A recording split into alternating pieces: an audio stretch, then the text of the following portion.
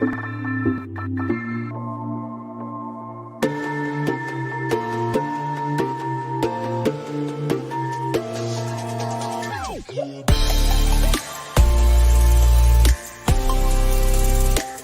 Your Way Network presentation. Get the full story at PlayLifeYourWay.com. In a world where the top film franchises are either reboots, comic adaptations, or just an overhyped waste of time, Play Your Way Network is back, and this time it's personal. BK, Nate, and Eric will show you how to do it the Player Way.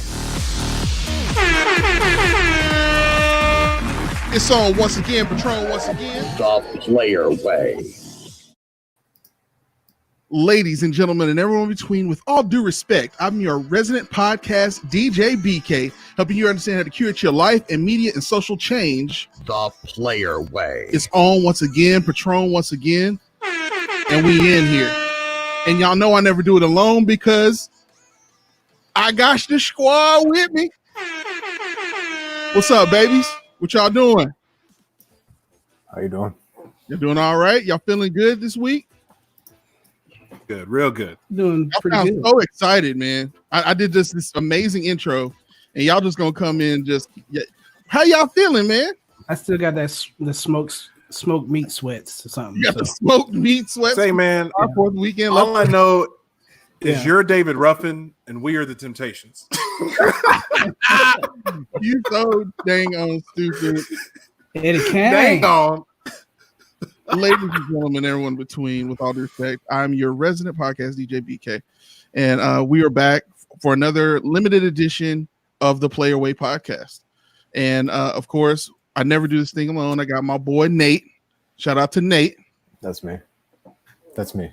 How you doing, man? Oh, he gave a little extra. That's me. He put some stuff on me. Yeah, I keep feeling like I'm mumbling. So No, you're fine, bro. You sound. I mean, how would that be different from normal though for you? You straight. You straight. True. And I got James, the producer. How are we sounding, sir? We sounding pretty good. How we sound out there, folks? Just let us know if you have any trouble hearing us out there. So Let us know. right now, it sounds Comments. pretty good. Let us know in the comments. Yep. The Player Way. Exclusive. And the man's voice you hear on that is one population. That wasn't all that funny. Yes, leave it. I'm with it. It is me. That was almost perfect. That was almost perfect. What's up? Y'all know who it is. Corrupting the system. Derek's in the house, the urban wild card. I don't even know what BK calls me anymore, but I am him, and I'm here. And he is me. He said emphatically. That's what's up. And then, of course, we have a wonderful guest this episode. Her name is Ellie Eleanor. We're going to bring her on in a little bit. And she is an ally to the whole social change that's going on here. And she's got a unique perspective on everything.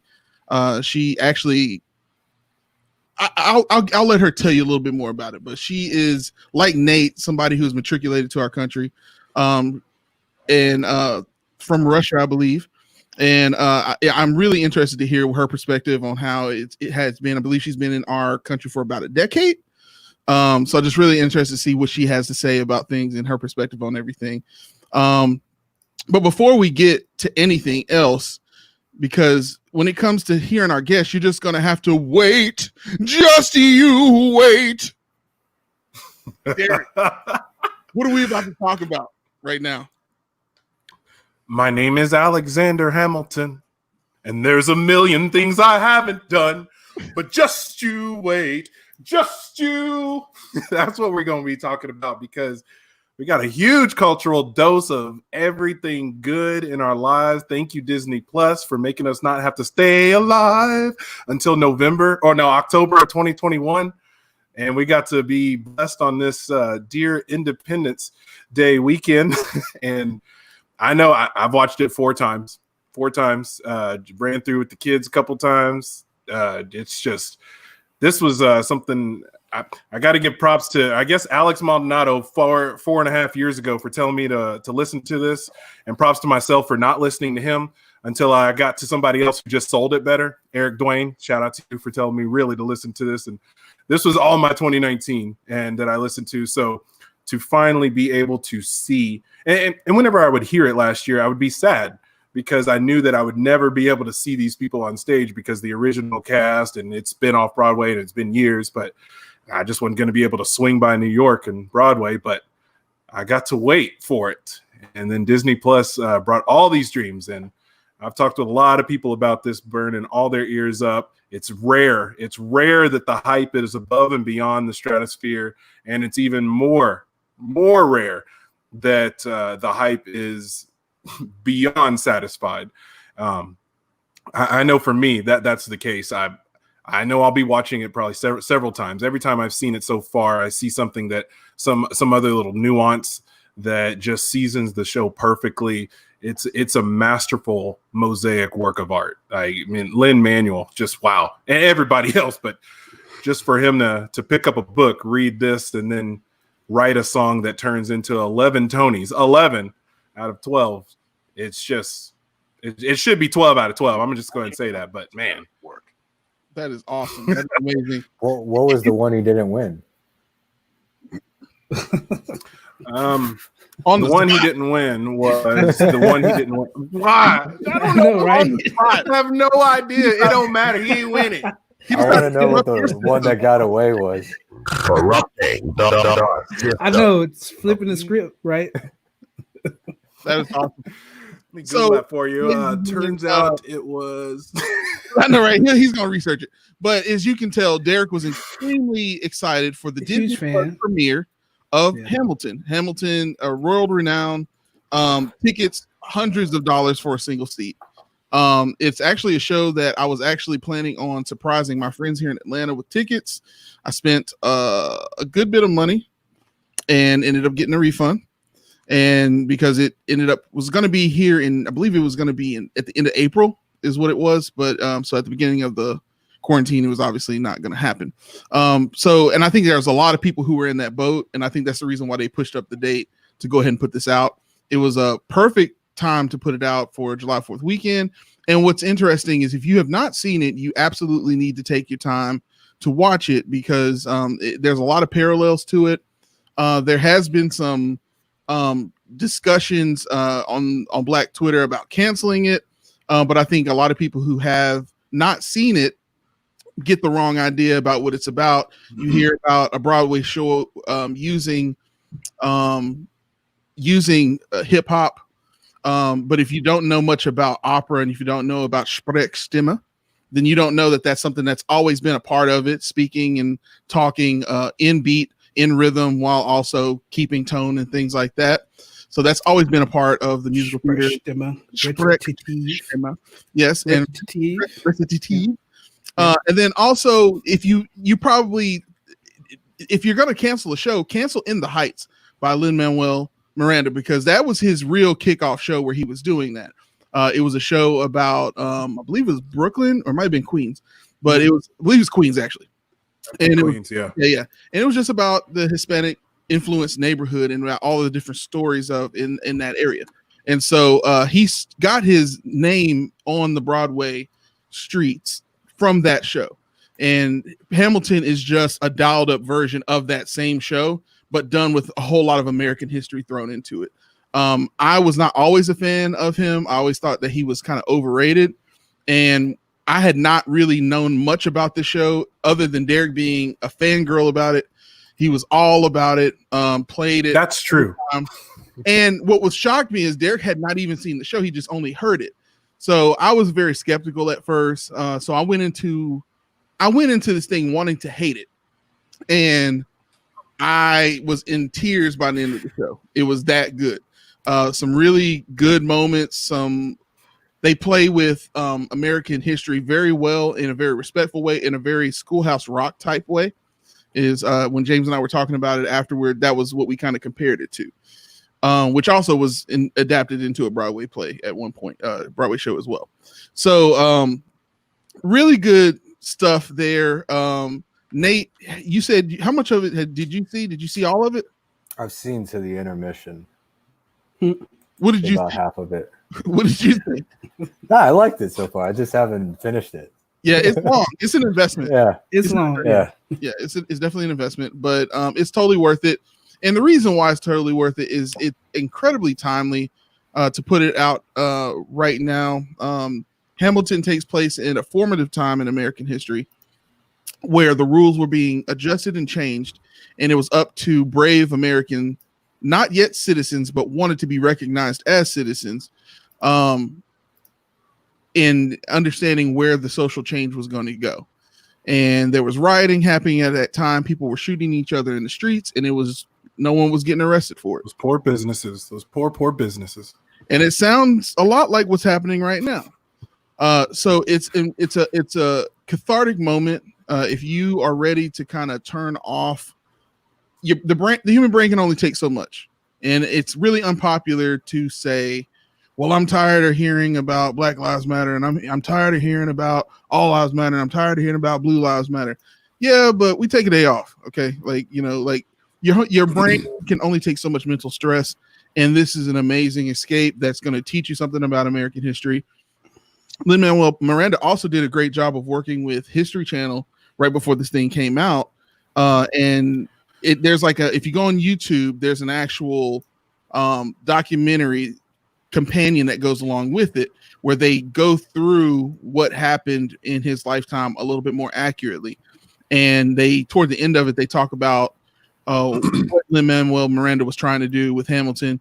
I think having an incredibly diverse cast, it speaks to the thing that people are saying when it comes to the cancel culture of this show is that they feel like Lin-Manuel Miranda should have done a little bit more to recognize that slavery was happening. He does have a moment or two in that, and really speaks on the fact that there were a lot of people who died in the American Revolution who believed in change, but because they died before the country was really born, those things never made it into the Articles of Confederation, and thus never made it into our Constitution and the Bill of Rights.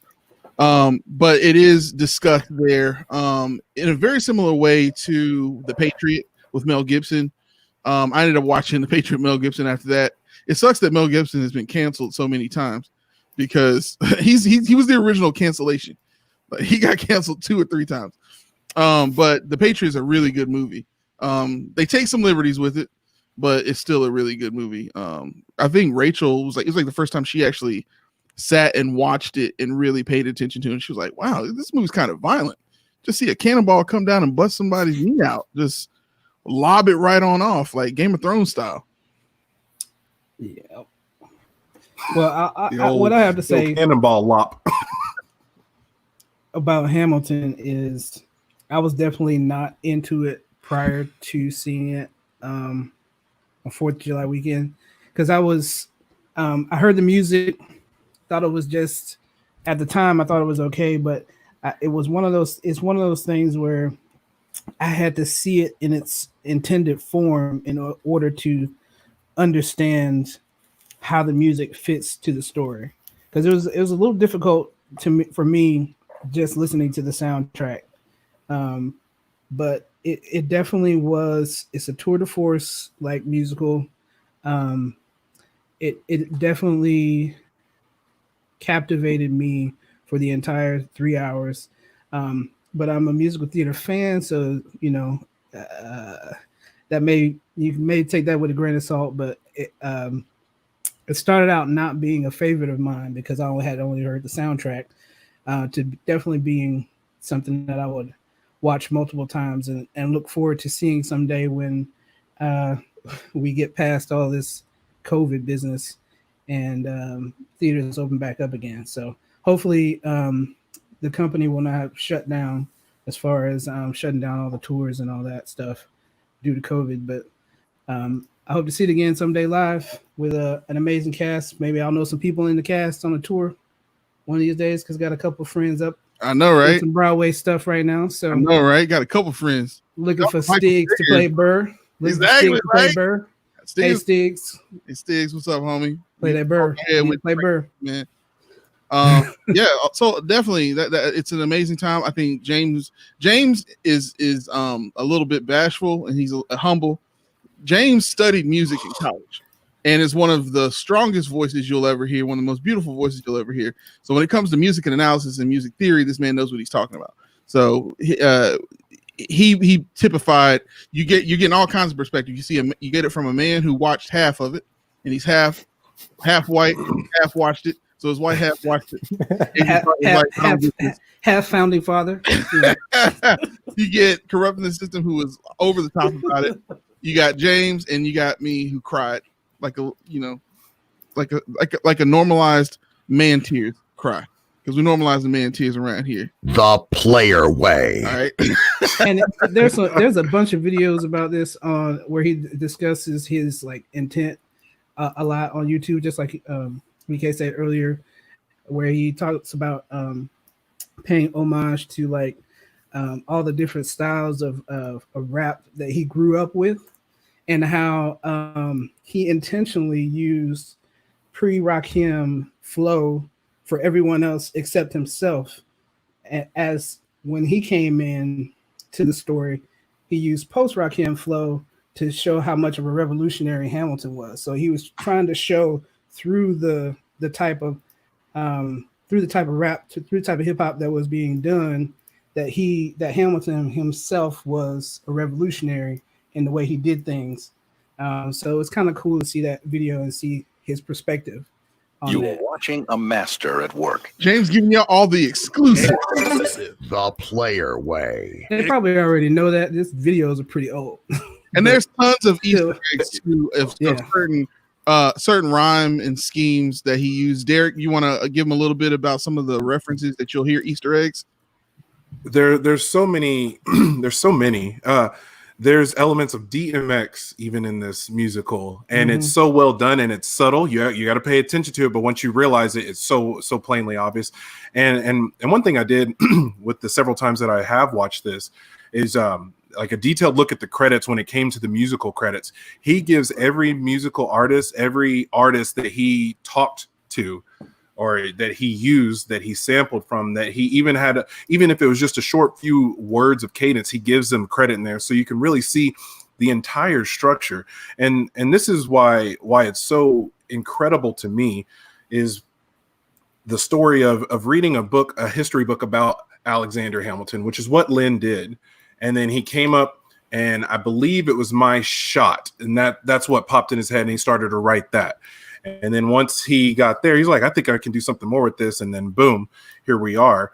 And it's something that I take to heart and appreciate. Now I'm not anywhere near the music scholar of BK Jackson or James Turner on the show. However, I have been around music all my life, and I know a little bit about it. So there's so many nuances that go throughout this entire musical: the reprises, the steps, the rewinds, the effort, the blood, sweat, and tears that you see on this stage that really just bring it all together.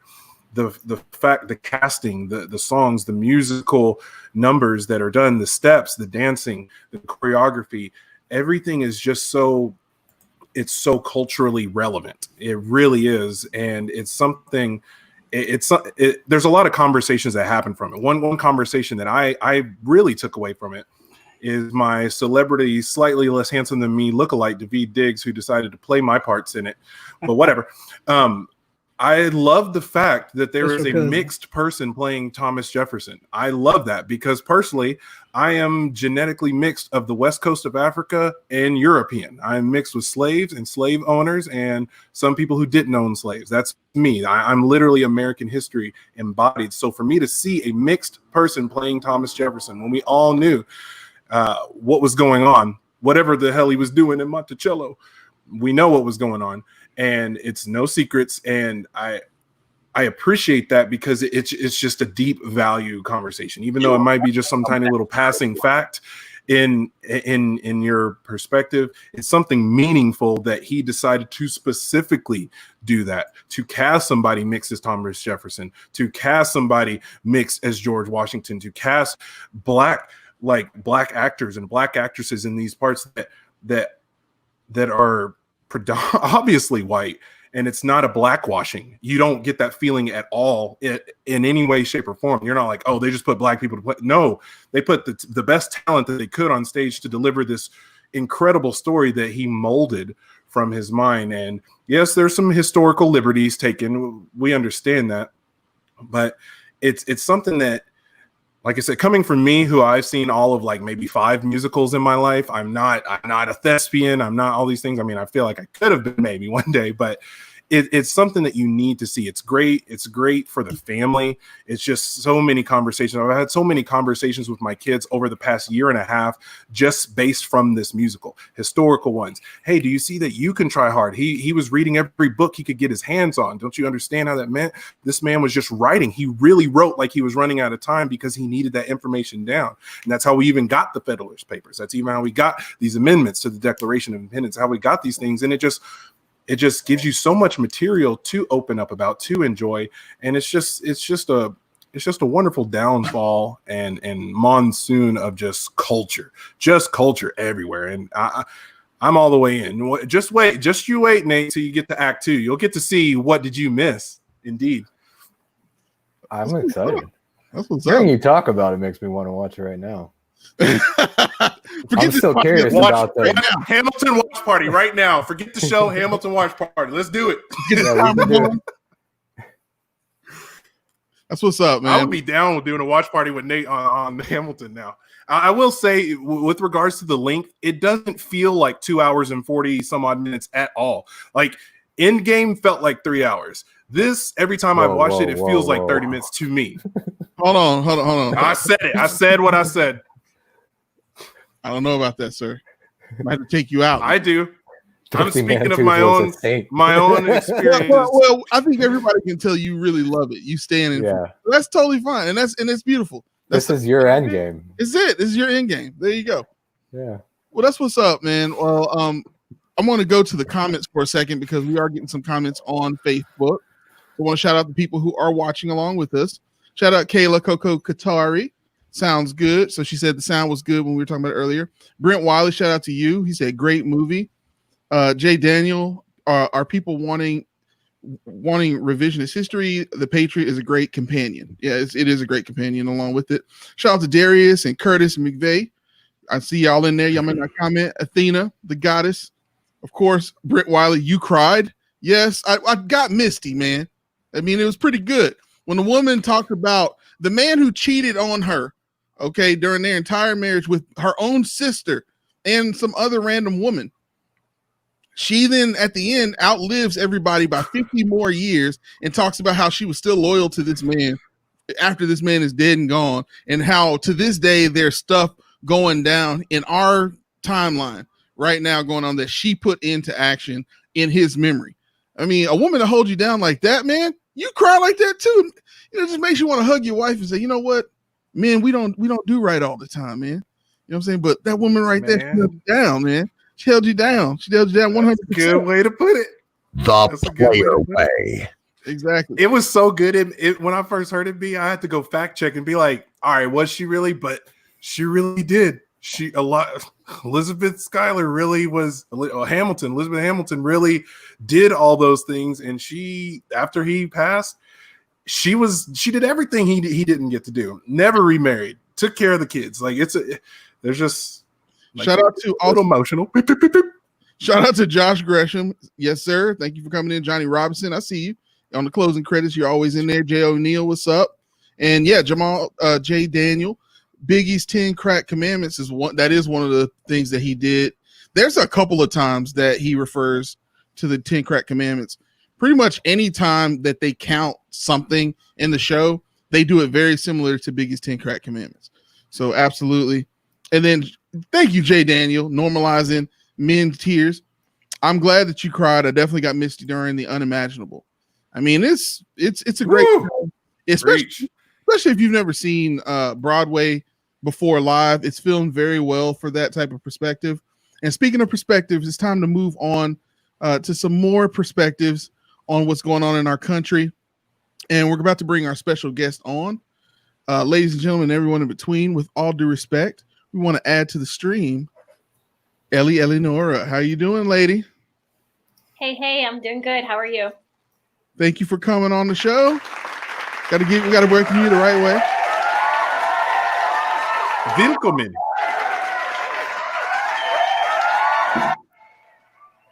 Well, thank you. Welcome to the Playway Podcast. We're happy to have you here. Tell us a little bit about your story. Tell us a little bit about who you are. Alrighty, so it's a little long, and I know you and I have talked about it, but I was born in Russia. Yes. Mom remarried. She married an American Army service member. Okay. So we moved to actually the state of Georgia. For those of you that don't know where Fort Stewart is, it's down south, closer to Savannah. So we moved down there when I was 10. Lived there for about 3.5 years, and then he was transferred to Germany. And so we moved as a family to Germany, and I lived there for about 13, 14 years. And then at the age of 27, I decided that I wanted to move back to the States and try living here as an adult. So I've pretty much most of my life spent in Europe and in Russia, and I really, really wanted to see what it was like, and decided that even though Germany was what I knew, it didn't feel like home. And I was an American citizen, so I figured it was smart, or something that I just had to do. So I moved back, and I've been here since 2012. So that's kind of my story in a nutshell. That's dope. That's dope. And the reason why we brought you on for this episode is because in the previous episode, we talked about Nate. Nate has a very similar background to you. His parents have a military background. He's actually, you were considered an American citizen, even though you were born in Korea, correct? Yeah, I was born a citizen. Yeah, that's right. Okay, that's what I thought. Okay, so he has a very similar perspective to you. And I was wanting to bring a female on that has a very similar perspective to being an international American citizen and seeing all the things that's been going down. We just got through talking about Hamilton and all it being very timely for what's happening. It almost mirrors exactly what's going on right now, although albeit a little bit more violent than what is depicted in that show. And so moving forward, there was around the time that we decided to take a hiatus. The reason why, if you're watching this and wondered why we took such a long hiatus for a couple of weeks before we finished up this 2020 Vision series, we wanted to take some time because the human brain can only take so much discord. There's so much going on in the world. It's hard to process all of it. And we live in a culture, because information moves so quickly and technology adapts to what we're doing so fast, that we have a tendency to be very hair trigger with our opinions about things and how we form our opinions. And so I wanted for our team to sit with this a little bit longer and really feel the end result, especially going from the beginning of this June month and coming now past July 4th weekend. It was a really great opportunity to kind of reflect on what's been going on. And for me, it was one of the most somber July 4th weekends I can ever remember for as long as I've been alive. And I'm close to 40 years old. You know what I'm saying? So it's just one of those things that it's interesting to feel that and to live in this country while all of this is going on. I couldn't hear your age. Did you say your age? Yeah, I I said I was close to 40 years old. You know what I'm saying? That's what's going down. You know what I'm saying? Gotcha. Cool. Absolutely. Thanks. Thank you. I appreciate it. I just want to make sure everybody understands I'm really close to 40 years old. You know what I'm saying? That's all. That's all I'm saying. Yeah, just trying to keep you honest. Just keeping you honest. That's it. The beard is long for a reason. You know what I'm saying? Your 20s are going to be the best time. Just as long as the tooth. Exactly. You're going to love your 20s. So what we wanted to use, and what I kind of gave everybody an assignment, and I did not give it to Nathan. Nathan's always our control on the show. And so he has not seen this yet, so we're going to discuss it on the show, but Ellie has seen it. And we're going to talk a little bit about one of the celebrities that finally spoke out toward the beginning of the month. And it was Oprah Winfrey. She had her on her own spotlight. She had a series called Where Do We Go From Here? It's a conversation led by her. She did not give a lot of opinions. She didn't give any opinions, really. She really, you really got to see, it gave a statement on who Oprah is. She's a true journalist. The art of being a journalist has been really lost in the day and age that we live in. But she had a lot of really important people, including our own mayor here in Atlanta, Keisha Lance Bottoms. Stacey Abrams was on the show. A lot of really important people were on the show. And if you have not seen it, it is available on YouTube right now. Just look for it. They even shut down HGTV for part 2 of the show live on HGTV. Imagine your grandma going to watch Home and Garden television, and all of a sudden a bunch of black people come on and start talking about race relations. Like I can't imagine what that would have been like for some old white grandmother in Idaho. I didn't know how to imagine it until you put it in that beautiful. Now I only want to imagine it that way. I want to imagine Grandma Knit being like, "Well, that's what I want to imagine now, forever." Trading spaces. Where are the property brothers? Where are Where's they? my house hunters? Exactly. Yeah. I think something's wrong with the cable. Now imagine she calls her son, who is not watching this, and thinks his grandma is bat crazy. Like it's like grandma's talking about this Oprah Winfrey. She's no, grandma, you're on OWN. Turn off of OWN. So poor lady that happened at that moment in time. But that's what happened. It was a cathartic experience. Ellie, I'm gonna start with you since you're our special guest. Kind of give a description of what the show was like from your perspective. So, and I watched the first video several times too, and took a bunch of notes. But really, the biggest thing that I really enjoyed and I think is really important is all the perspectives that were given, and really kind of a strategy, so to speak, to what is needed to be done, and like what Oprah says, like, where do we go from here? Because when the protests first started, everybody was like, okay, that's great, that gets the momentum going. And then, a few weeks in, everybody started asking, okay, well now what? And all the people that she had on there are, this is their life's work, whatever subject they're in. So the mayor and like the actor, the bishop, they all gave different tidbits of what actually needs to happen. And I think that's really, really important, because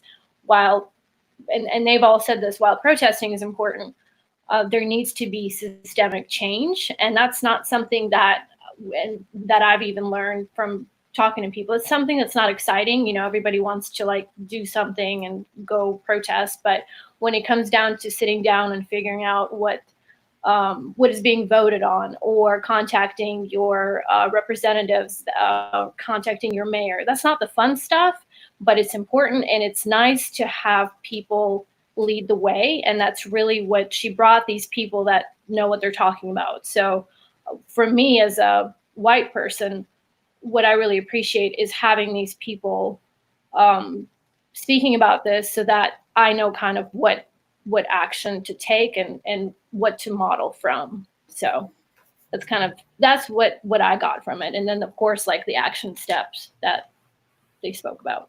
Nice. Derek, Mr. Corrupting the System, you have the floor, sir.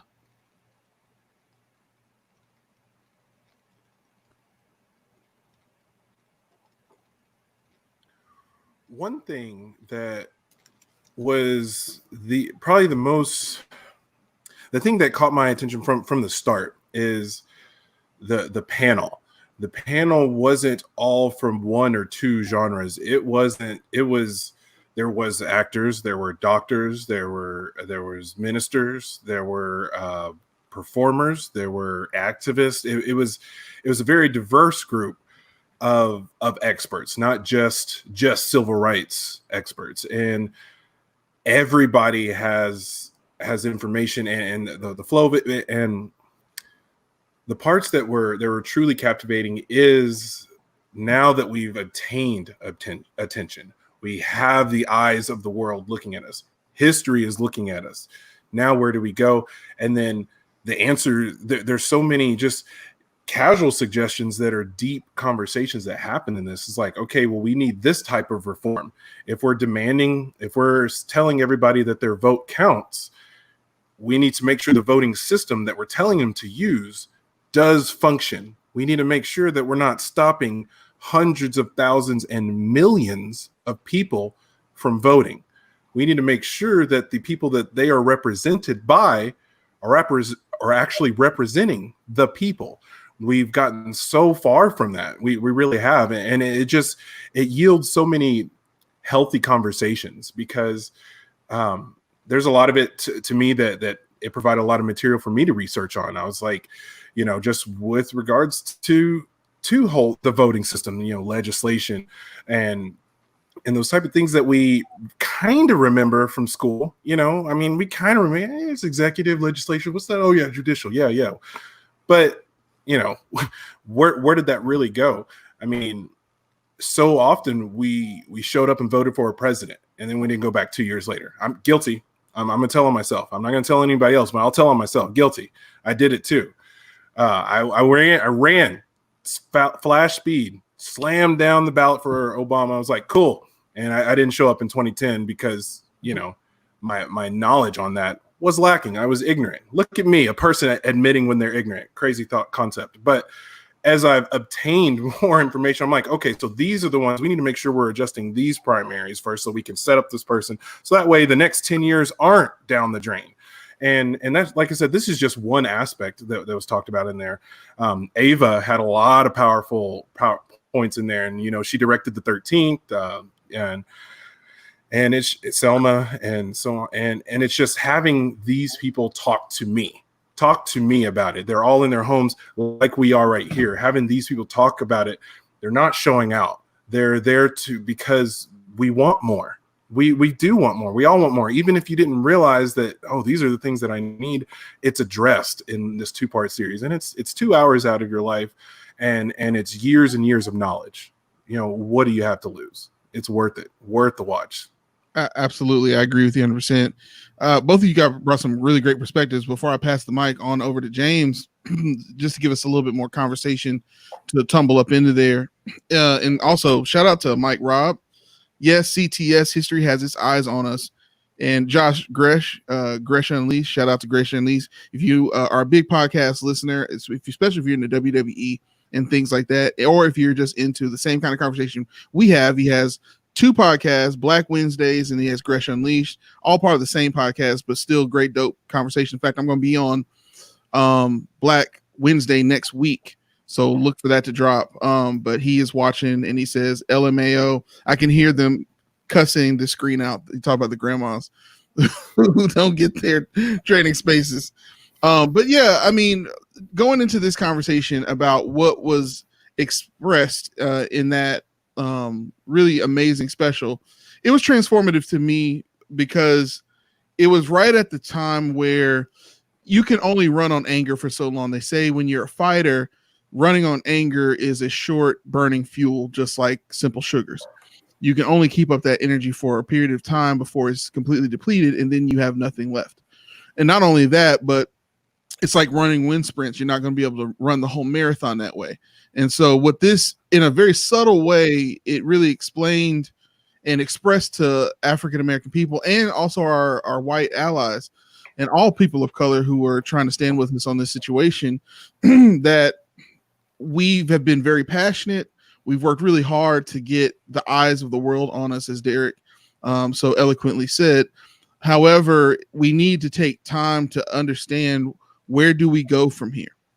What's going to happen once the anger wears out, once we get tired of looting, when we're ready to go back to vacations, when we're ready to go back to work, when we're no longer bored with our lives and going out to protest is no longer a thing of convenience.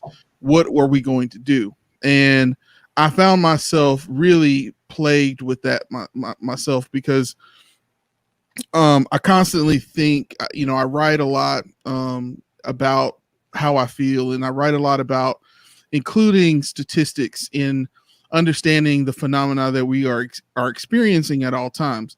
I made a post on Facebook this last week where I talked about, people within our own African-American community. There tends to be some shade when you copulate with someone who is not African-American. And it's important to understand that African Americans of the last census were less than 14% total. That's people incarcerated as well. Those are children as well in that same number. That's elderly people who are an invalid. So when you really understand that African American women account for about 7% of the population and African American men are somewhere between 5 and 6%, it really hits home that being an African American man is a minority. Being an African American woman is an extreme minority. And when you're talking about voting, that's why voter suppression is so important to understand. Because at those urban centers where it appears there's a lot more Black people in our country than there are, that's where the voting for change is going to be happening. Not out in Idaho, not out in Utah, not in these areas where there are total, complete deserts as it pertains to diversity. If you even look at the Asian population, you're talking about 5% of the population, extreme minorities. But when you look toward the Caucasian side of it, people who identify as white on the census, 60% of our country. What that hits home to help you understand is there as a thought experiment. I'm going to say it this way because I don't want to offend anyone. But as a thought experiment, think about how many people who do not support the Black Lives Movement that are Caucasian. Potentially, there are more of those people in this country than there are Asians and Black people all together. I'm intentionally being silent because I want you to think about that for a second. It's extremely important that when we decide to push for change, when we decide to have discussions, we don't just think about how we feel emotionally. We need to think about the things that are actually happening at all times. And you can't do that in a vacuum. You have to pay attention to the census because the census is also something that needs a little bit more participation. It is potential that we have more Black people in America. And that's something that Ava DuVernay talked about. We need to participate we can't just talk about the contract being broken. We have to also be aware of what's in our contract, or else we're going to be like TLC standing on that stage wondering why we're not being paid and why we are giving away all of our resources to the company that's supposed to be helping us out. You really need to be educated on what's happening at all times. I'm not saying that is a replacement for human decency, because of course that's paramount. We understand that. But as you move forward, we're at the end of this 2020 Vision series. We did 4 total episodes, somewhere around an hour and a half a piece of these episodes. We made an incredible investment for an entertainment podcast to talk about social change and the entertainment that goes along with it. Please take time to listen to these things, but then think about where are you going to go from here. James, I want to pass you the microphone next.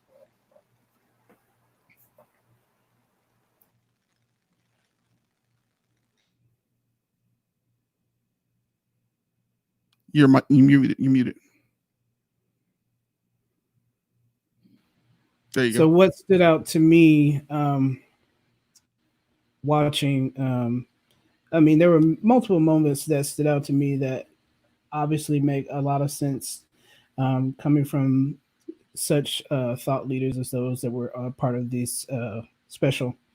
But there were a couple of things I think that were especially important to me. But the main one, and I've talked about this before, is allyship. I think there are people who are tired of the conversation.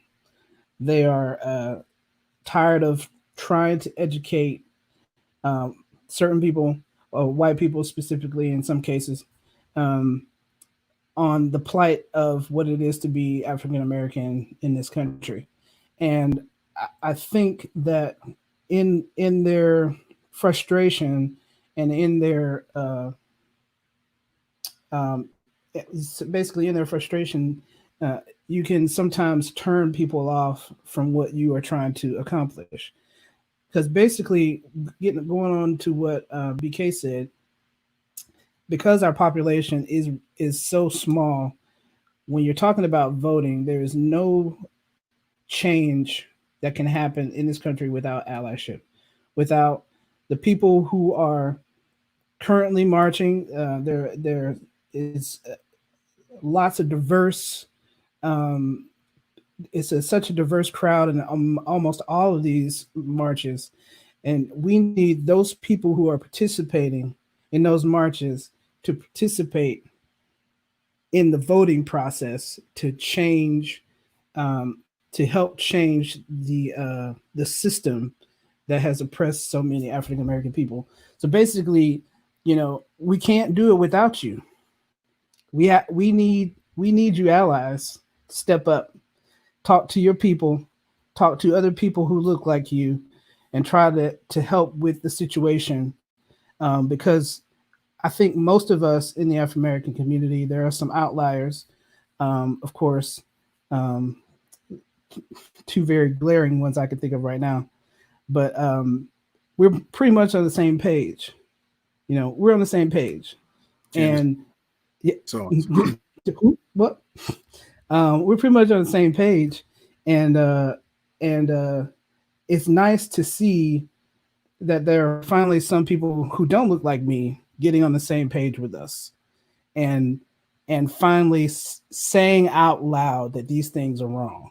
Because at that, you basically have to say it out loud. You can't just be like in a room somewhere and think, "Well, that's really wrong," and then you don't do anything to affect change.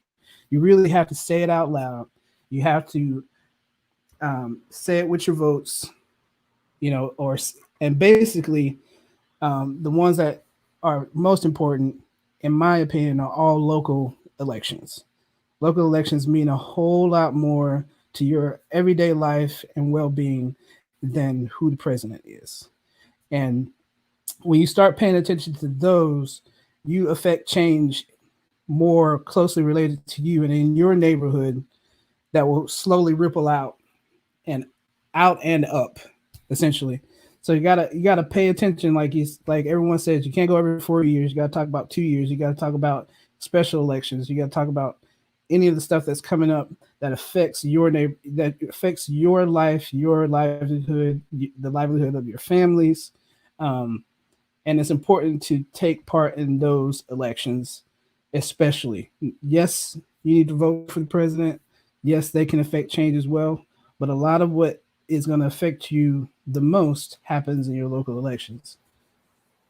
Absolutely, James. And what we have to work on is changing the culture of discussing politics. There's this culture. I remember, because obviously I came to college in Georgia. Okay. And I've been in Georgia my entire adult life. And one of the things I've noticed is it's been a red state the entire time I've been here. And one of the things that I've noticed is that there's this culture of not talking about politics until you get into the voting booth. And then you go out of the voting booth and then we don't discuss who we voted for. And I would like to challenge people to get rid of that culture. That culture has a footing in false allyship. It's that culture is about people knowing good and well they're not going to support social change for the benefit of people of color and speaking as if they're an ally, but then in the voting booth doing something contrary to that. And I know that's a controversial thing to talk about, but we got to learn to start having discussions that are not going to be in the media. That's one of the things I try my best to do, and other people on this podcast, is when we do talk on social media, we don't lean to the understanding of what the CNNs and the Fox Newses and the MSNBCs are talking about. Let's talk about who the judges are going to be. Let's talk about that's another thing that with allyship that we need help with is as you see this show that we're talking about social change. Where do we go from here with Oprah? Is you're noticing that even the people on the dais don't necessarily agree with each other on what the most important thing is. To some people, it's about poverty and generational poverty. To other people, it's about voting. To other people, it's about representation of the black dollar in the neighborhood in economics. And we can't do all of those things at one time. Where allies come in and help is people who have always had the understanding of voting, that always had the understanding of economics, to have those discussions out in the open to help educate people who may not have access to. Because the uncomfortable conversation is there are many people on social media that enclave themselves and take advantage of the Facebook algorithms to only get the news and only get the people that they want to talk to. And I would like to challenge people to make Facebook like the way it used to be. Facebook, I'm going to talk about a ton because everyone is there. That is where the social change is happening, whether you like to admit it or not, or whether you like to believe it or not. The pressures to change, the pressures to recognize phenomena, to recognize that social change needs to happen, both on a racial aspect and also on a gender exclusivity and inclusion conversation, and sexuality, and what it means to be a man and what it means to be a woman. You know, all of these conversations are happening every single day. And I noticed that with people who are like the type that have the false allyship, have a tendency to also enclave themselves on social media. Those are typically the people who they may not realize they're doing it. I'm not attacking anyone, because that's also a part of how white people are raised versus black people. Okay. So you tend to enclave to yourselves and don't realize until you're 45 years old and you're somewhere else that, oh, I have like one black friend now.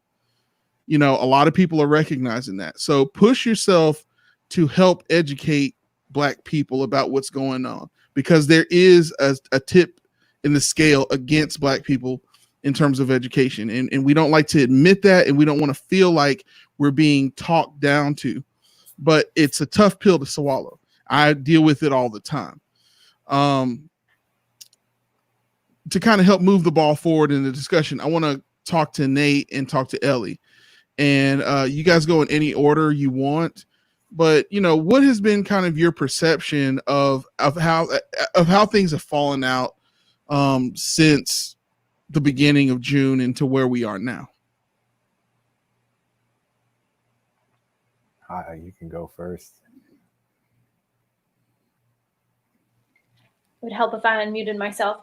You're all good. So I myself actually ended up taking a break last week. I went on vacation and kind of had to declog myself from COVID and everything that was happening. I think from what I've seen, and I haven't been, as I'm usually super involved in social media, like you said, there's a lot happening on Facebook. And what I've learned and what I've been practicing myself this past month, so to speak, is to have one, to share information and facts and other things, knowing that I have a certain voice and people that won't normally listen to other people may listen to me because we have a relationship or we're friends. And so knowing that I have that power and I have that responsibility. So just being cognizant of what I share on social media or the comments that I make, and knowing that, that can actually make a difference. And I've even gotten in some arguments on Facebook, but it is what it is. So I think that the ball is moving forward, but I think that's why this video, these two videos with Oprah and everyone was important, is what are the next steps forward. The voting that happened at the beginning of June, what I learned and what I noticed from friends of mine that live in Atlanta is there was absolutely voter suppression. So for me personally, that kind of got my wheels turning into what I can do in the upcoming elections to kind of to help to either, I think you can actually volunteer to be a monitor at a voting place. So things like that. So there's definitely a necessity of like what are the next steps. So for me, it's sitting down and figuring out what I'm most passionate about. Like what was mentioned is there was a lot that was talked about.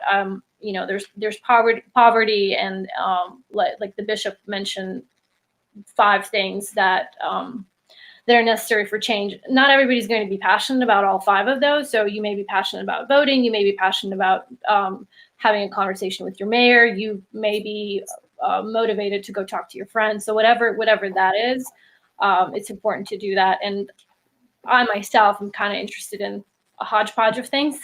So, maybe narrowing that down and figuring out, okay, where do I have the most power, or where can I make the most change, and figuring that out. So that's kind of where I'm at. And Nate, before I hop on to you, I want to typify something that Ellie said. Ellie really did a good job of pointing out the key thing that Oprah was trying to communicate in a very, again, she's trying to be a journalist and not take sides, which is so rare nowadays. We don't really have journalists like that anymore. So it's important that you understand that she's trying to help lead the discussion without leading the discussion.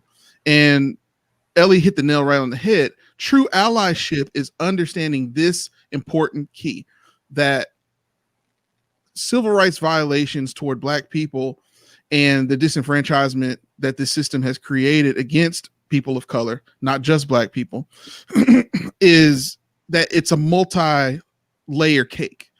It's not just one thing. It's not just about killing Black people in the streets without due process. It's also about generational poverty and understanding that a guy like me was born into a family that really didn't understand bank accounts at the time, a family that may not have actually voted, a family that never got a chance to complete their education, GEDs and things like that.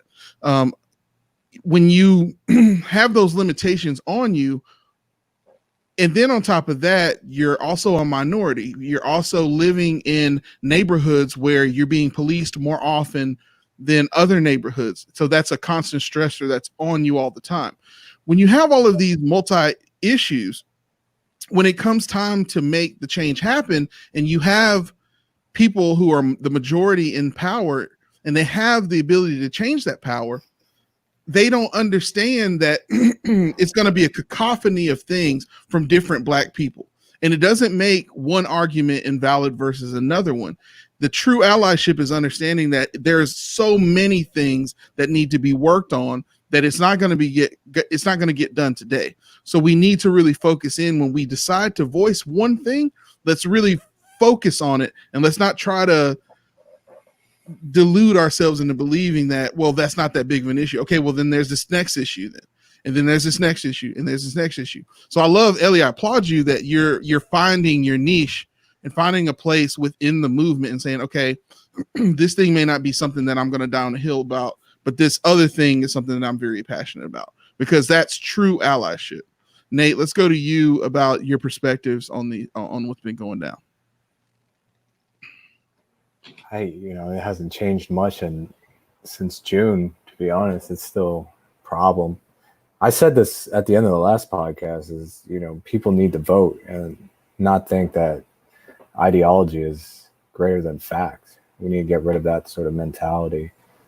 And as you mentioned, or someone mentioned about voting, or James did, at voting at the local level, because that's where it makes the most impact, which everyone should do. But when I vote, I think one of the biggest needs in this country is education. So when I start to think about who I'm going to vote for, I look at who's going to put a big emphasis on that, because you need to educate your public or your population. That's the only way you're going to grow as a country. Otherwise, the status quo will always just be the status quo. We'll never get smarter. And the problem with that is it's a slow change. It's a generational thing. You got to wait for, people to grow up and start to form better opinions because they're more informed. But it will bring greater change than just, the right now, I think, in the long run. I mean, as for how it's changed, I'm glad people are still going out there and protesting. I do. The worst thing to do is to stay silent after a couple times, and that's it. And I hope it continues to go on. I do, because it'll just continue to shed light on, the issues that have been, for all our lives, whether we knew it or not. It's just, now it's more apparent. Beautifully said. Beautifully said. It seems like Derek wanted to say something. Nate, that was succinct and persuasive. I really appreciated it. And BK, you had a great point. Elliot, with me, as you all have a great point, and it got me thinking just while you were talking. Throughout history, when you wanted to tell people something back in the day, you had a herald, and heralds screamed at crowds randomly. They were telling information, sharing stories, and it would gather people around them. And then over time, people started to see that those heralds were paid by somebody to say certain things. And then you started seeing propaganda, agendas, and everything. And then this has been the same story throughout every aspect of history. And the reason why I say that is because we're in a unique time where, BK, your point of social media, Facebook is almost the front line between Facebook and Twitter. We have a way where I can talk directly to a company and say, hey, I don't like how you did this thing, and I think you need to change it. And my tiny little opinion can balloon into something enormous that could actually warrant a change. I couldn't do that in the 90s. I couldn't do that in the early 2000s, obviously. People couldn't do that in the 60s. If you ran to a newspaper to tell a story, you might get the story in the paper. It might be on the back page. It might be on the third page, or the editor might be like, oh, that's not what we're pushing here at the Dallas Times Herald. We don't want to hear that. Get out of here. And then it would get buried. And then luckily we evolved. We have technology. We have ways that we can record injustices and say, hey, nothing is doctored here. This happened in the street yesterday. People need to know. And we didn't have that in the early 90s. We didn't have that in the early 2000s. We didn't have the ability for social media change. So we actually have a unique platform that we have to figure out a way to get it back to how it used to be, instead of just, because Facebook has devolved into the human mindset of, I have everybody who thinks like me around me all the time, and I only hear my own opinions echoed back at me. So therefore, all my thoughts are validated because I only have people around me that think it, and the only people that I see think this as well. We just have to break out of that. The mentality of don't talk about religion or politics has led to this. It's led to this because you can have somebody that you've known for all these years, and then you find out, oh, you don't care about our educational budget? Why not? Oh, because I can afford it. Oh, well, there's lots of people that can't afford it. Why does that not? And then you can never have a conjuncture because you didn't even realize there was a separation, because you weren't aware of it, because you never talked about it.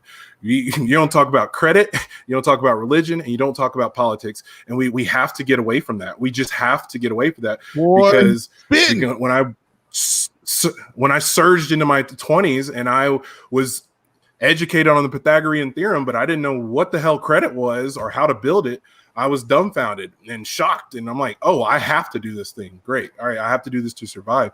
And I say all this about soapboxes and heralds and social media and cell phones and technology and all this to say the giant mosaic that is us, we still have a voice. We still have a way to unite our voices. And right now in 2020, we have the easiest way that we can all unite our voices. MLK in the 60s got organized 1 million people to go to DC, and he did not have social media. We can access 1 million people in a few moments off somebody else's Facebook page, and boom, the fire has started, and then it's burned, and then you have a wildfire that needs to be addressed. And we just need to make sure that we are making these educational adjustments and parameters for the conversations that matter to each and every one of us. The educational, if voting, if healthcare, incarceration, medication, these things that are important to you. These are the things that you find your like-minded people to talk about and educate yourself and then move forward with. So while you guys were talking, like I said, that just came to me. I wanted to share it with you. I appreciate you all putting that together. And I just wanted to now let me applaud you. Now let me applaud you, sir, and not just via a drop. Because what he's trying to help you guys understand is something very important. And he's seasoning in this marinade that I'm trying to give to you all. It's the whole reason the Play Away podcast came back. Period. Okay. anyone can sit on social media and use social media as an entertainment platform.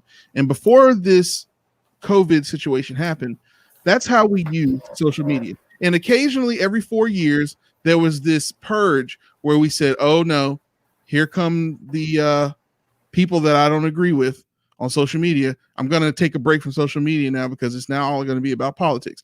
And then when that was all over with, we went back to sharing videos of cats and sharing videos of comedians trying to make their way to the top, and music and pictures of food. I'm guilty of that. But what I've learned is that social media has the ability to be more, but it's up to how you as an individual use it.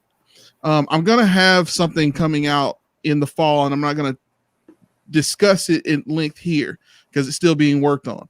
But I made a challenge to myself in the month of June from May 28th, the day after my wife's birthday, to where I could really focus on it because it was hard to focus on social change while you're trying to also make sure that your wife has an amazing birthday in the middle of one of the worst catastrophes and epidemics in human history, and so that she still feels like she loves you and feels like a person. Shout out to Rachel, love you very much. So the day after that, then I said, okay, I'm going to be selfish now. I'm going to create a social media project where I'm going to use my platform to do nothing but write prose toward change. And occasionally I'm going to season some things in because then I don't want people to block me. So I made stupid, silly videos and all kinds of fun content, but then I also sprinkled in stuff, and not everybody liked what I had to say. But I wanted to prove to myself that my platform could be used for more than just an entertainment, and that we could make an educational discussion somewhat entertaining. Just today, I had a post that I'm going to talk to you about real fast. Let me pull it up. And it was about, I said, what do y'all think? Is Delta and Southwest leaving open middle seats to encourage social distancing the move? Or is that mere 18 inches between people not enough or not worth the trouble, and filling up like United and American Airlines not a big deal? Thoughts. So what I'm saying is Delta and Southwest are taking the choice of social distancing, but then other airlines like United and American are filling them all the way to capacity and then some. And we got over 40 comments on this conversation and tons of people reacting to it. And what that shows you is that you can have a fun conversation that's going to engage people, because the truth of the matter is people are hungry to understand. People are hungry to know more. I have so many people in my inbox now that I've started using my platform for more than just toilet seat fare. Okay, that it's given it some purpose. So my point is allow yourself to be changed. There's a book that says the weapons of your warfare are not carnal, but spiritual, meaning the things that are going to hurt you in the future, the things that are going to be the very thing that are going to make change in this world are not physical changes. Yes, it's okay to, yes, you can riot and it can bring people's attention and it can bring the world's eyes on you. But what are you going to do with it other than making everyone feel like you're just a violent race of people? And I know that's that's a tough pill to swallow, but it's important that we understand that when the anger wears off, we have to deal with cleaning that up. If you smash plates in your own house, someone's got to clean that up. And if you're not independently wealthy, then it's going to be either you, or if you have 4 or 5 kids, you can make them do it, like some parents like to do. But my point is not only that, but one of my mentors, retired General Carmen Gaveza, used to help me understand something. He used to say, Brian, because he called me Brian, he wouldn't call me BK. So you need to understand that war is changing. When I fought war was all about physical power. That's the first and most basic power. The second is economic. That's where the Cold War came in, where they never actually put boots on the ground, but they used their money to hide the war and do all kinds of things like competing against each other and amassing tools for warfare so that the threat of war without costing bodies could be something. But in the future and beyond, the superpowers of the world will fight war with information. And while we may not necessarily have a president who understands the value of information other than to hide it from people so that he can look clean, and bury people and assassinate people who have information, it's important to understand that on social media is the information war. And all of these companies are spending an intense amount of money so that they have a favorable image in one place and one place only. And that's at social media. So it's important that as we move forward, and it's so important that we understand the sacrifice of Nipsey Hussle, who died not too long ago. He had a saying, the marathon continues. And so I challenge you to understand that as we move forward and as we understand how to live life the player way, we have to remember that the people who are fake allies, when this is all over with, will not be here for us. And then our real allies will need us to help remind them and to keep them massaged and help them understand, in between rounds, we got to massage them and give them an ice pack on the eye and say, okay, all right, kid, they got you real bad in that round, but you got to get back out there. If you're going to finish, we got to get all 5 rounds out of here. I'm an MMA guy, so it's 5 rounds, not 10 rounds. Sorry.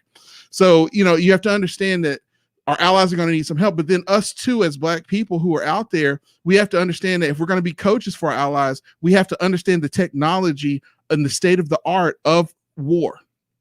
So make sure you're spending time investing in yourself. It's time out for spending all of your time being entertained by bullshit. It's time to learn to teach yourself to be educated by something that's going to actually matter. Not only do Black lives matter, but information matters even more so that you can save Black lives with it. Okay. The marathon continues. Can I have your autograph?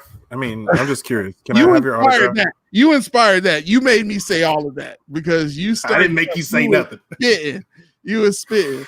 Ellie. Hey, you inspired me to say, and then Ellie, hey man, I'm just here. I'm just here, guys. We're best friends.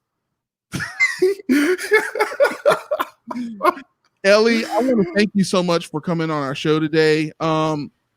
You have given a lot of time and patience. Ellie has not just been the reason I wanted to have her on the last show of the season is not just because I wanted her perspective, but Ellie deserves to be recognized in front of everyone because Ellie has actually secretly been helping the Play Away podcast behind closed doors, helping me as a leader understand what needs to be done next and encouraging and making sure that she understands, helping us understand how important the platform that we've been putting forth is.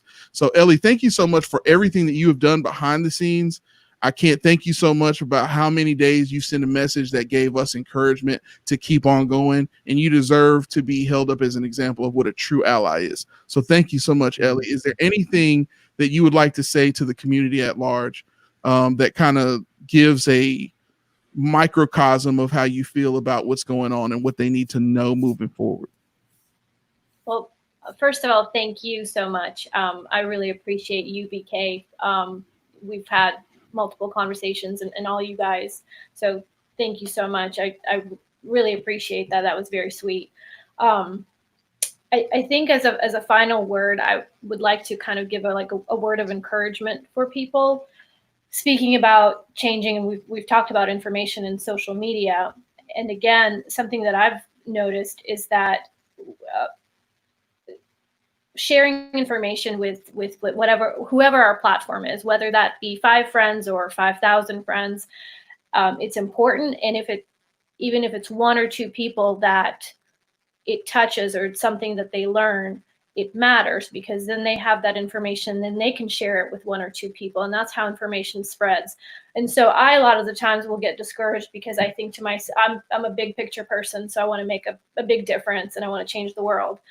And it's very encouraging when people reach out and say, hey, I didn't know this or that, or hey, you kind of opened my eyes about something, or thank you for giving your perspective. And so I guess speaking to other people, if you're discouraged about making a difference, know that, and Ivy talked about it a lot as well, having conversations, even on social media, it matters and we should keep having them. And so I just want to encourage everybody to keep trucking along. I'm really excited to see everybody be on board with everything that's happening. And I hope that we stick with it. Absolutely. I couldn't have said it better myself. Thank you so much, Ellie. We're going to thank you so much for coming on the show. And we're going to go ahead and wrap the show up in just a little bit. But thank you so much for being here. A round of applause, ladies and gentlemen, everyone in between, with all due respect, for Thank you, our Ellie. beautiful guest, Ellie Eleonora, who helped us understand allyship The player way. Take it easy.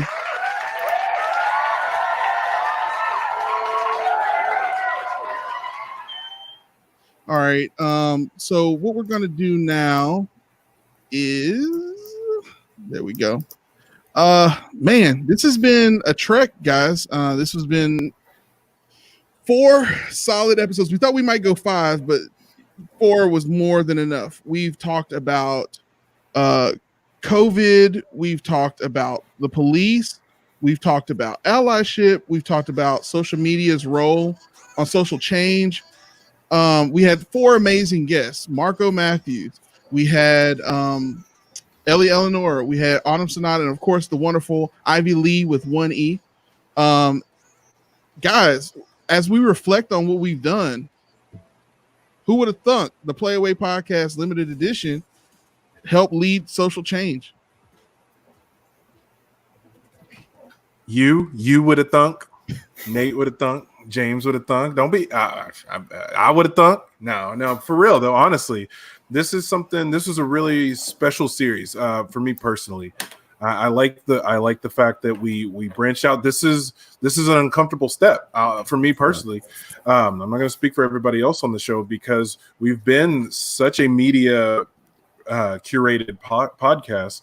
So to step out into this social media world where America is in the middle of this attempted remodeling that comes with some destruction to actually get the creation and construction that we're needing, it's good that I'm happy that I'm surrounded by 3 other captains who are willing to put themselves out there like this. So thank you, BK. Thank you, James, and definitely thank you, Nate, for always You're keeping welcome. me honest. You know, I'm gonna find out that 12th Tony for you, okay? And I was gonna, yeah. That's what I was gonna remind you. I was gonna ask you again about it. He's waiting. No, on it. but I know he is. Yeah, it was something like that. But honestly, I really like the direction that we're going. This is something that we are pumped and primed and ready to do, and I'm just glad to be part of the leadership crew on this. Yeah, I was gonna say, like, at first I was excited because we were all getting back together, but then like I became more excited that, you know, we're talking of issues of substance more so than just whatever we watched that week and, you know, the latest trailer. Endgame or something. Yeah, you know, this is much more important. As much as I love Endgame, I will say this kind of trumps world importance a bit. Kind of.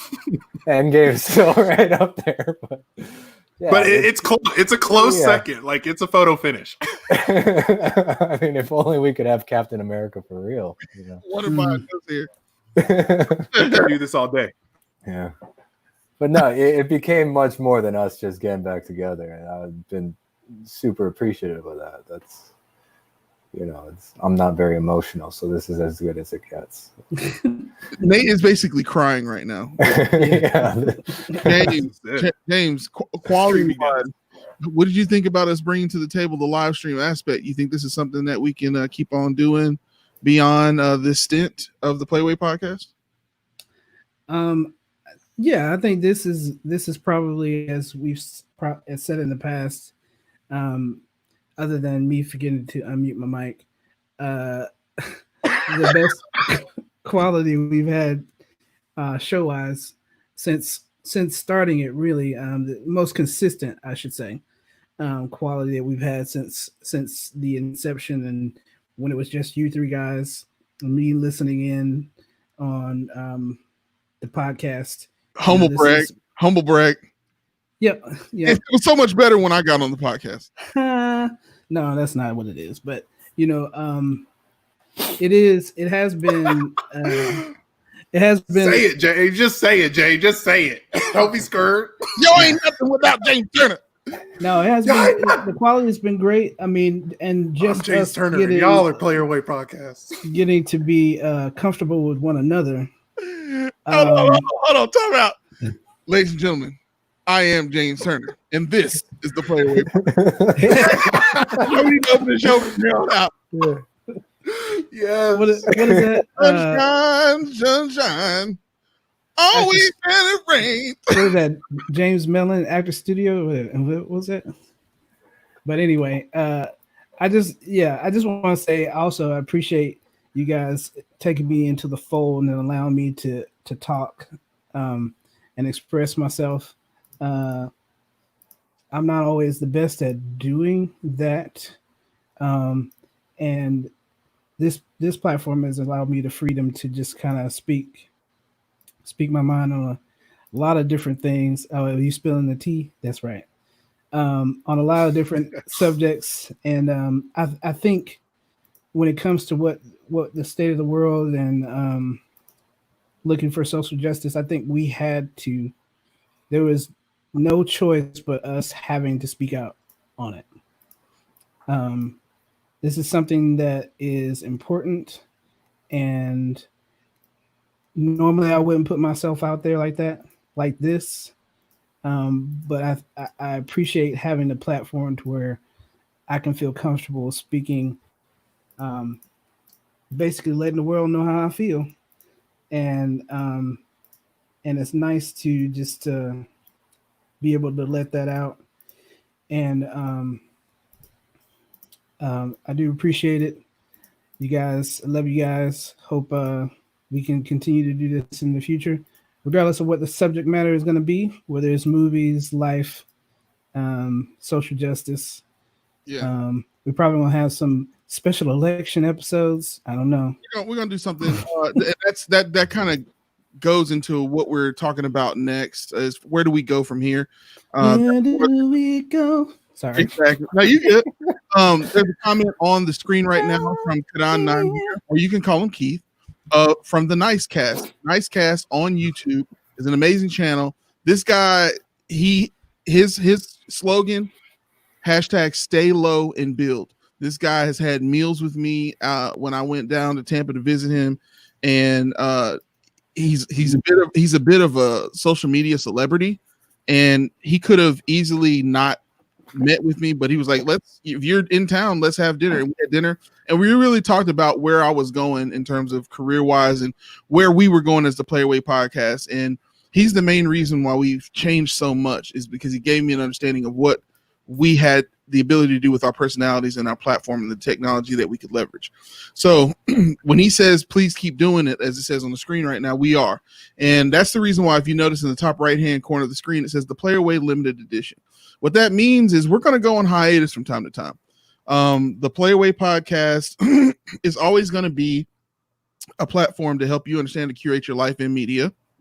The Player Way. However, I surprise myself with the drop sometimes. I didn't know I was going to do that just then. But we're going to do more. We're going to bring you series of content. So moving forward, what you can expect from us as an entire team is you can expect us to juggle actually bringing news and talking about stories and bringing series. So our next series is going to address, all of our series from here on out is going to address social change on some level. We are going to try to bring guests on to help give a little more screen time. We have made a pledge to include majority female guests because there's so many men on here. We need to bring women on at all times and into the conversation. We may not always be able to do it, but we're going to do our best to do it. And that's a pledge. So if you're a female who is really active, now listen, don't just be sliding in the DMs because you think one of us is cute. Okay, if you actually have something to say and you really feel like there's a platform to be on, then by all means, if you are in the community working like Ellie is and other people, you actually are going to all kinds of social change rallies and things like that. All kinds. But not wait, I don't know. Can I even say that? Can I even say all kinds anymore? Hey now. I don't know. How dare you? I would like to say, hey, I'm just going to say, No, stop. BK, you and I used that phrase well before we even knew who those really jokers were. I'm just going to say that. I really mean Because that was high. So, we did. So I anyway, was gonna say, so my point with all of that is you can expect us to with the next series that we're going to be, it's probably going to be a 3 to 4 week series where we're talking about reopening for movie theaters and what different platforms are doing in terms of encouraging independent production as well as distribution for media that keeps us safe. So we'll be bringing in all kinds of information about that. Obviously, whether or not college football comes back in is going to be a part of that conversation, NFL, the MLB, and all of that. So you can expect us to spend the rest of the summer getting ready for that. And that next limited edition series will be coming out probably in either August or September. But so you'll know as we get closer to it when that's coming out. We're probably going to do another short series closer to the election season. And then we're going to probably do another one that is closer to Christmas time to really do a wrap up of 2020. So what that means is the Play Away podcast is back like John Wick, but we're doing it on a limited edition capacity to make sure we give you all of the exclusive. The Player Way. Exclusive. And we're going to do that absolutely always. The Player Way. And if you ever want to The keep Player Way. Parabellum. exactly, and if you ever want to keep up with us in between series and you want to know what's going down with us, just listen to what the voice is. Get the full story at playlifeyourway.com. Playlifeyourway.com is where all of our content is going to be coming out. There's a new season of the Captain's Challenge food challenges with Derek and I eating hot, spicy peppers. It's coming out in the fall. Look out for it. If you want to know what's been going on with Cooking It Right, during the pandemic, Rachel and I realized that the platform for Cooking It Right was not YouTube. We pulled it from YouTube. We did film several episodes. We're not going to release it there. We're going to try to release it on either Amazon Prime or some other platform that puts it in your house that we can actually make some money on. And it's actually in trademark right now. Cooking It Right has already been filed with the U.S. Patent and Trade Office. So you can't steal that idea from us. And if you do, we're going to make some money off of it.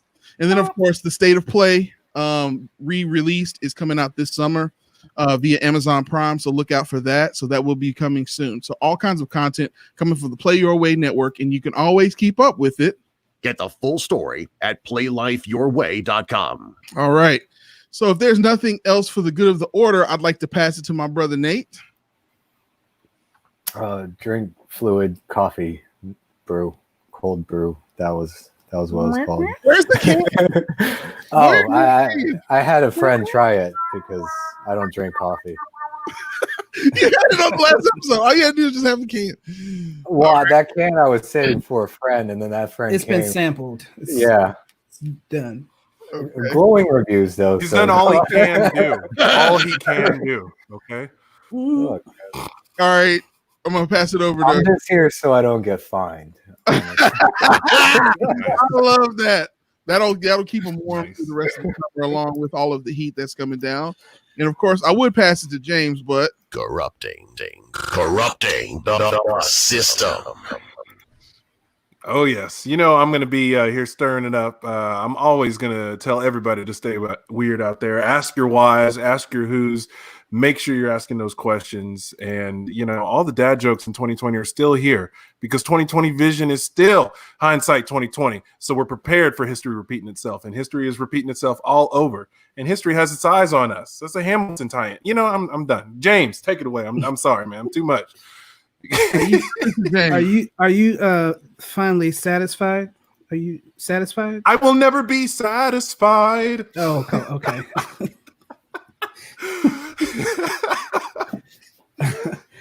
Anyway, I just I had to throw that one. in Anyway. because I knew you were gonna pick that up. Anyway, just wanted to set a shout out to everybody out there that's still, struggling right now. I'm there with you. We in this together. I hope that at some point we can all come out of this better, brighter, stronger, faster, however you want to say it. But it's Work tough it. time right now. shout out to Just hang in there and we'll make it through. Neptune. Sorry, James, you did that to yourself. Go ahead and finish your point, my brother. No, I'm just saying. You I did it to basically, yourself. I basically, said what I had to say. Everybody hang in there. We're in this together. We're in the same boat basically, and I hope you guys. Do we have the kind that would last forever Man, and evermore? our work is never over. it's never over. Okay. Anyway, take it easy. Have a good one. And BK, close it out. Take it. Take it. All right. Ladies and gentlemen, and everyone in between, with all due respect, I've been your podcast DJ, BK, helping you understand how to be your life, curate your life and media, and coexisting with other people who have different views to yours. The Player Way. Everybody. The producer knows good and well that this is what I'm talking at the same time. So no matter what you decide to do, what path you decide to take, and no matter who you decide to either love, embrace, or hate, just make sure you're doing it. Wait a minute, that doesn't sound right. We don't hate people. Let's just change. Can't hate people to play away. You can't do that. See how stupid This is fine. hate this is is not fine. the player. Now, see, I do that on purpose, man, because I Yeah. want to show people how stupid they sound sometimes. Okay, so make sure you're doing all of those things, and just look and find why you're doing it. The Player Way. We didn't have time to talk about Kanye's stupid ass. Mm.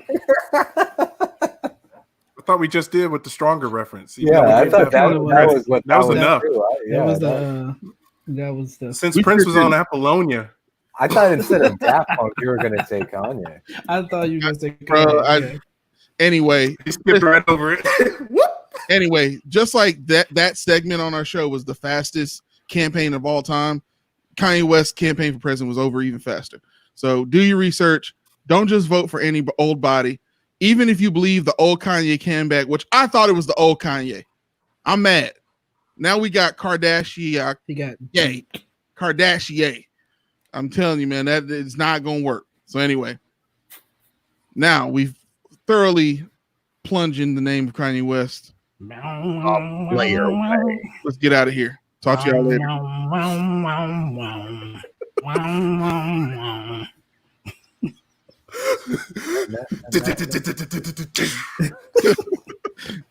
Bo in the morning. Yeah. All right, I'm muting microphone. Let's get out of here. Yeah.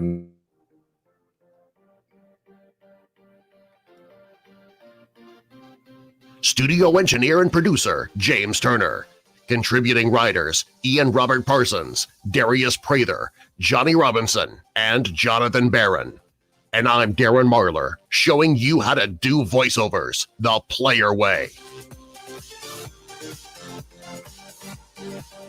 Get this and more lifestyle news at PlayLifeYourWay.com.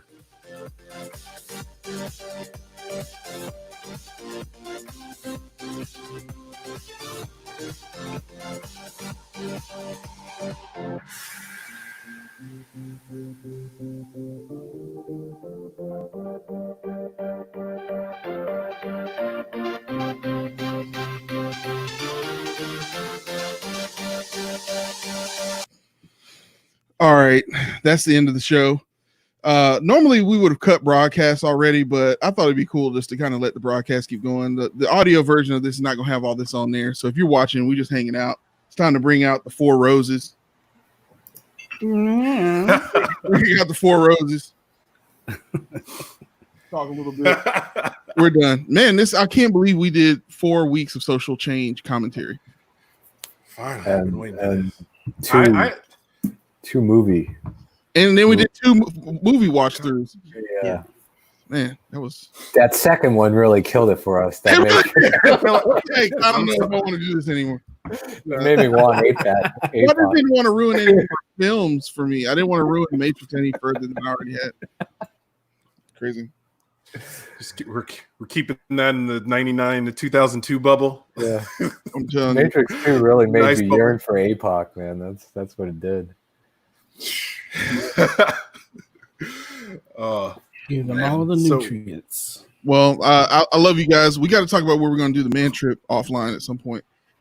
Because are we even going to be able to do a man trip this year? This year, probably not.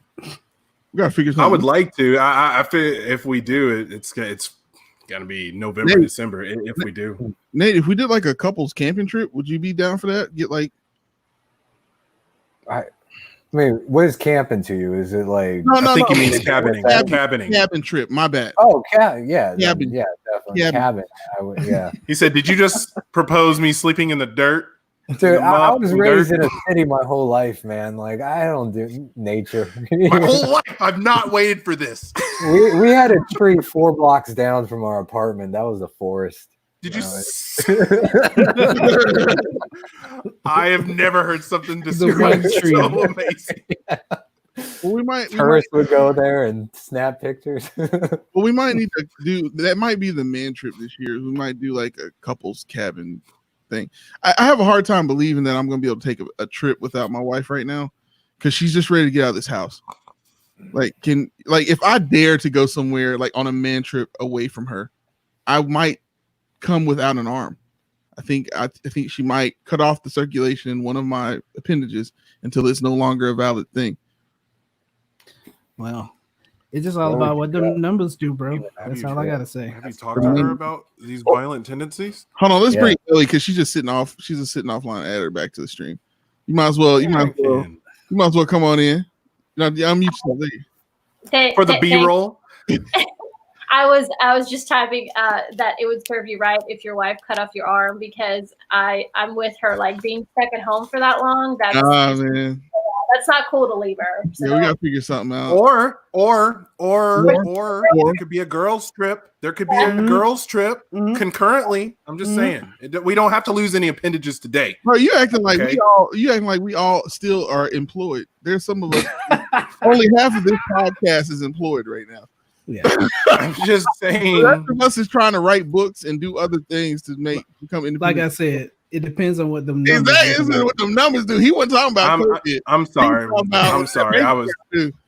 I'm oblivious to my mix. We might be. I'm oblivious to my mixed privilege at times. I hear DC allows. What? I hear DC allows vagrants. We could do a vagrant camp on the White House. Dude, if you guys want to come up, I think visiting DC would be a great trip. Yeah, I can get you guys. I can rent out like a big Airbnb and then partake in. Well, if you're willing to pay for it, things, yeah, you're independently wealthy. The rest of us. So 60%, we can figure out. We can do a 60-40 split as a group whole. We might be camping in the field behind my house. I'm telling you, that tree 4 blocks down from the apartment, amazing. It has a real bonsai. Provide shade to 6 to 7 squirrels. It's like a bonsai type of thing, so you can actually camp under the tree. And they remove Bob. We put the bonsai in the background. You remember Bob used to live in there with all the birds, and they got him out of there, so he's got a little hovel that's in there already. It's really nice and warm if you get there at the right time of day. Who's Bob? Bob is just some homeless hobo that lives under a tree that we're going to steal from him and reappropriate his household so that we can have an Airbnb or Airbnb. In the name of America. In the true name of America. Well, I mean, in the DC. Spirit of America. We'll make a whole musical about slavery, but have no mention of slavery in it. Yeah. By all white plant seeds in the South, we create. Exactly, man. You're gonna have to keep Bob with you. Say what? Huh? You're gonna have to keep Bob with you. I feel like it's not right to kick him out of his own house. Well, I mean, but it wouldn't be right to keep him around. I mean, but it is a man trip, though. Yeah, Bob's an asshole. Honestly, he's kind of a jerk.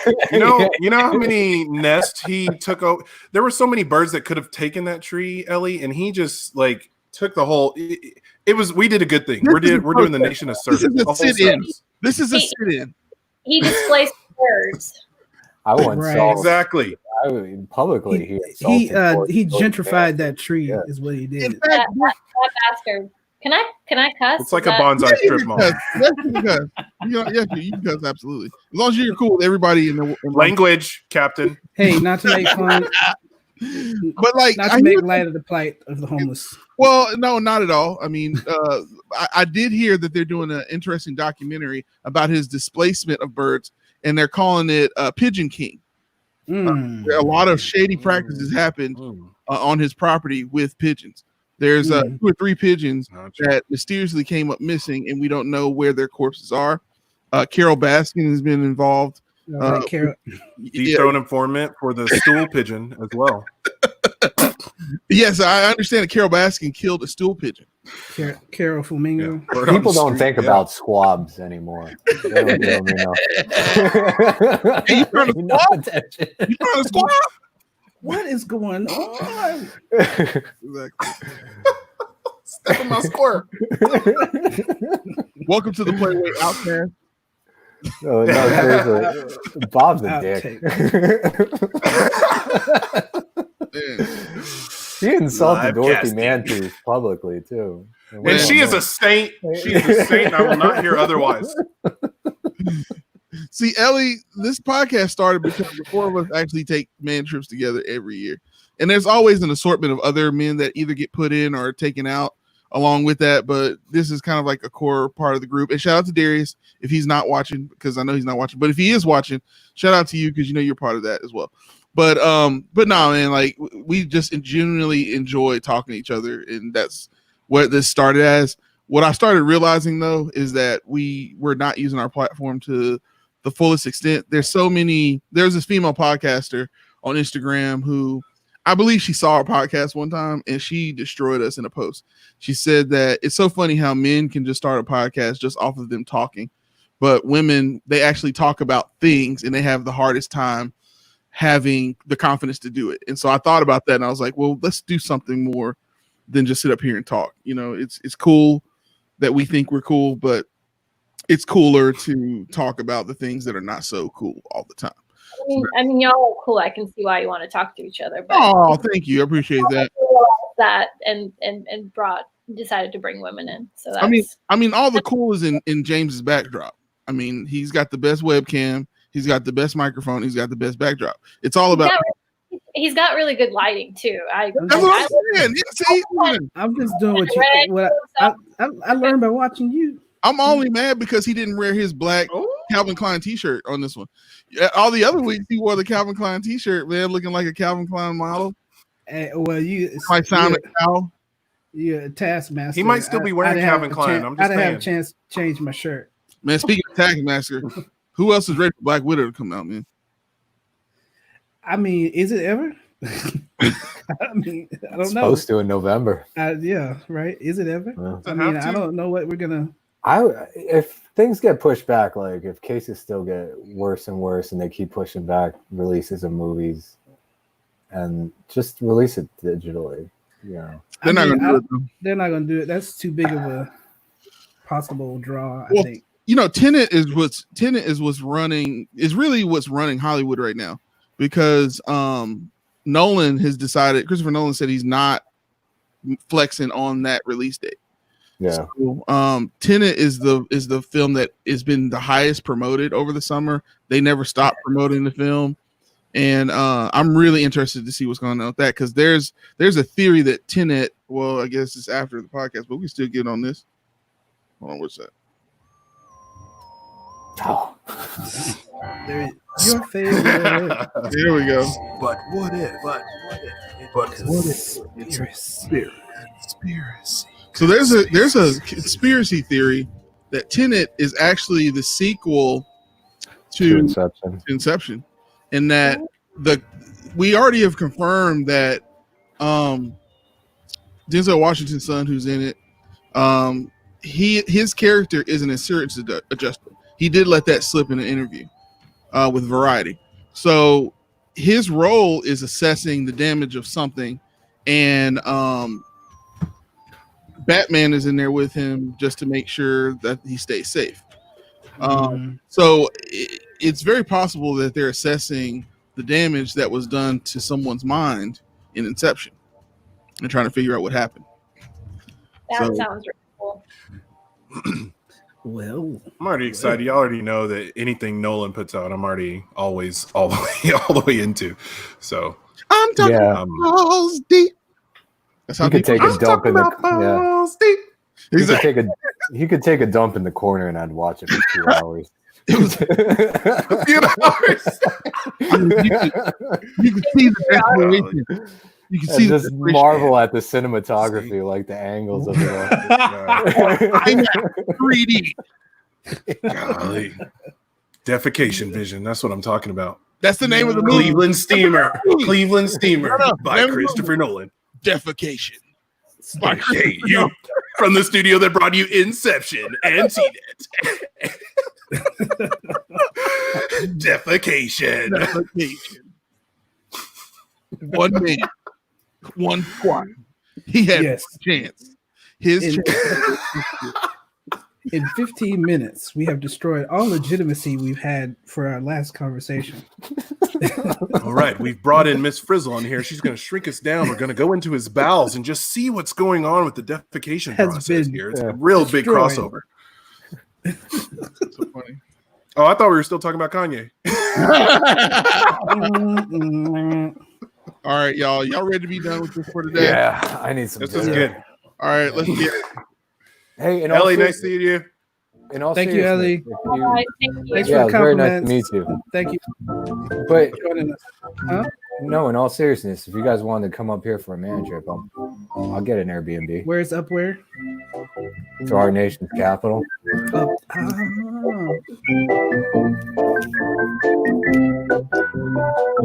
Oh, got it.